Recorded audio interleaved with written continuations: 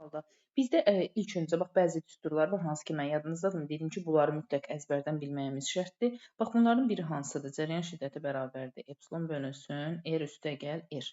Bax, buradan biz gəlin cərəyan şiddətini tapaq. Epsilonun yerinə 30 yazsaq, böyük R-in yerinə 8, kiçik R-in yerinə də 2 yazsaq, 30 böl 10-dan eləyəcək I bərabərdir 3-ə. Bu belə. İndi gəlin burada artıq keçək digər düstura, hansı ki, siz dediyiniz düstura. Aha. I bərabərdir omqanında necə idi? U bölünsün R-ə.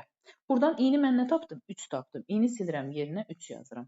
Bəs u-nu mənə nə verir? Biz elə onu axtarırıq. Bəs böyük R-i bizə nə verib? 8 verib. Onda R-i də silirəm, yerinə 8 yazıram. İndi buradan u-nu tapmaq üçün 3-ü vuracam 8-ə, 24 eləyəcək. İndi əsas meydana gələn sual hansıdır ki, odur ki, mən bu düsturların hansından istifadə edeyim? I-nin 2 dənə düsturu var. Biri bax budur, I bərabərdir U bölünsün R-dir. Biri də bayaq epsilondan yazdığımızdır. Yadınızda saxlayın. Suala baxın, analiz edin, suala əsasən nəticə çıxardın. Əgər orada məsələn epsilon yoxdursa, kiçik r yoxdursa, təbii ki, ohm qanunundan istifadə edəcəksiniz. Deyək ki, r-i verib mənə, u-nu verib, i-ni soruşur. Ancaq hardasa bu epsilonu, bu r-i kiçik r, yəni daxili müqaviməti gördünüzsə, onda bu düsturu da işin içinə qatmaq məcburiyyətindəsiniz. Bu kiçik r-də bu arada daxili müqavimətdir, böyük r isə xarici müqavimətdir, yəni sonradan gətirilən müqavimət.